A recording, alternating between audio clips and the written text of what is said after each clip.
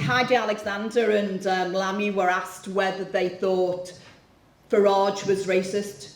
They refused to answer that question, which I thought was bizarre, because both of them had no problem whatsoever calling out Jeremy Corbyn as an anti-Semite. So why not call out Farage a racist? He is a racist. His party is a racist. Say it as it is.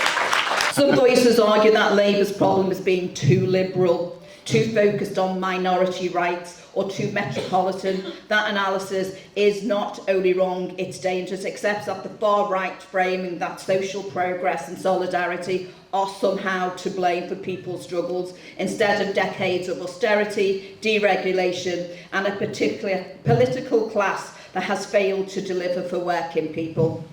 These are not distractions from the class struggle. These are the class struggle. The fight against racism and scapegoating in the same fight as the one against low pay, poor housing and crumbling public services. You can't defeat one without the other. Since 2010, the combined wealth of British billionaires has more than doubled, from just over 250 billion in 2010 to over 600 billion now. And a wealth tax of 2% on assets over £10 million would raise up to £24 billion a year, where the government was attempting to save between £6 and £7 billion a year by trying to balance the books on the backs of the poor and disabled with the disability benefit cuts. So there is a moral choice for the government to make. I think we need to be clear. We cannot beat reform on their territory. We can only beat reform by having policies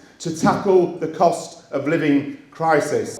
Let us not assume for 1 second that just because workers have moved into action, for instance by going on strike, that left-leaning views will automatically be there, that somehow people's consciousness will magically move to the left. We have a huge amount of work to do because of abandonment and because of betrayal. Those words are words that we hear on the picket line. It is catnip to reform. It is catnip to Stephen Yaxley Lennon.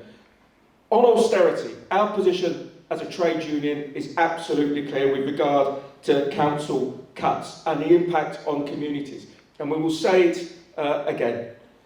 Council cuts, austerity, sow the seeds of racism. You don't fight racism with racism. You fight racism by building houses, creating jobs, decent rates of pay, rebuilding the NHS. That's how you cut the argument away from the racism. We need to win back the working class by offering the types of jobs, by reinvesting in the public sector, in the types of jobs that historically working class people saw as a way of progressing, of moving through whether it's through local councils or through the NHS, and that pathway, those type of entry-level jobs have gone now because at those levels they've been outsourced into the private sector, and this idea that the public sector is dead money. It's money that's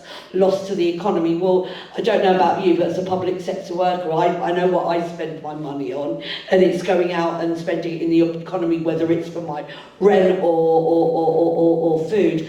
And also, some of the conversations around fiscal rules. Well, I can say, if you're ruling out things like rent capping and rent controls, then ultimately you're not going to bring your welfare bill down, because that's one of the biggest parts of the welfare bill actually isn't going into the pockets of disabled people and children in poverty. It's going into private landlords where we subsidise the rent sector. The irony is that the people who process universal credit tend to be also in receipt of it because of the low wages that are paid by the government's own staff, the civil service. And every year, tens of thousands of our members have an enforced uplift in April just to allow the government to stay within the law because they fall below the national minimum wage every single year.